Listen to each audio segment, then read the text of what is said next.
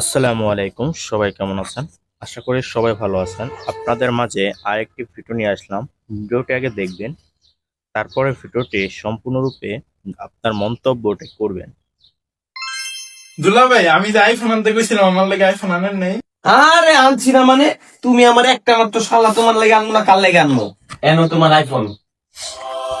দুলা ভাই, আপনি এক নাম্বার দুলা ভাই, আপনার মতন বালা দুলা ভাই আরেকটা নাইকা।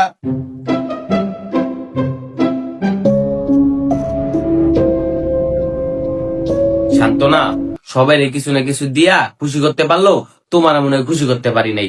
এত কিছু আনার পরেও তোমার মন খারাপ। স্বর্ণের চুড়ি আনলাম, স্বর্ণের চেন আনলাম, স্বর্ণের কানের দুল আনলাম, আর কি চাও তুমি? আমি চাই আপনি সবসময় বাংলাদেশে থাকেন, বিদেশে যাতে আপনি আর না যান।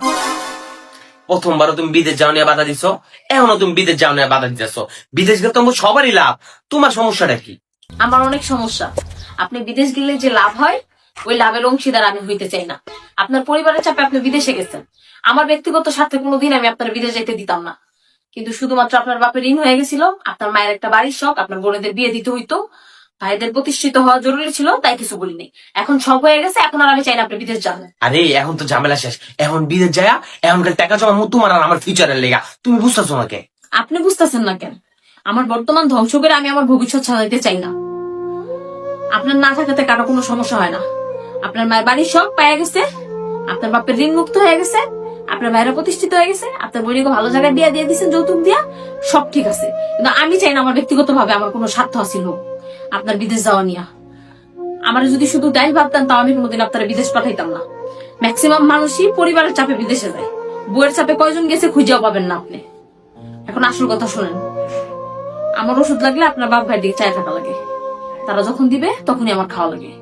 আমি স্বাভাবিকভাবে চলতে পারি না আর 10টা মানুষের মতো।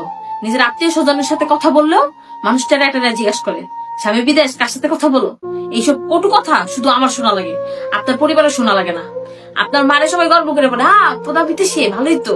আপনার বাবারাও বলেন ভালো কাজ করছেন, ছেলের বিদেশ পাঠাইছেন। ভাইগো বলে আর কি লাগে, তোমার ভাই বিদেশে।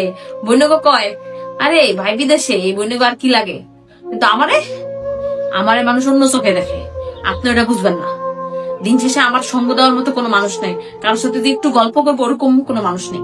আপনি বিদেশ বয়ে থাকেন, আপনার সাথে একটু কথা বললে আপনার মায় কয়, আমার পোলাটা কামিতে আইছে, তুমি নিজে ঘরে কাম করো, আমার পোলাটা তো জ্বালায়ও না।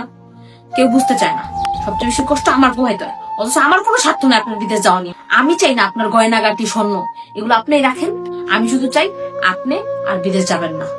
ওর কথার কি উত্তর দিব আমি? ও তো ঠিকই বলছে, আমি তো পরিবারের স্বার্থের জন্য বিদেশ গেছি, কিন্তু যন্ত্রণা তো ওরই পোহাইতে হয়েছে। ও তো আমাকে বিয়ে করছে সঙ্গ পাওয়ার জন্য, অথচ আমি বছরকে বছর প্রবাসে পড়ে থাকি শ্বশুর বাড়ি। হ্যাঁ, তাহলে বুঝেন, একটি ফ্যামিলি বা একটি পরিবারে একজন স্ত্রী বা একজন মেয়ে লোক যখন আপনার ফ্যামিলিতে আসে, অন্তত বুঝতে হবে তার হাজবেন্ড বিদেশ থাকলে সে সব মেয়েটাই খারাপ হয় না। এটা আমাদের ব্যক্তিগত সমাজের কারণে এই সকল নারীরা আরো খারাপ এবং অধঃপতনে যায়।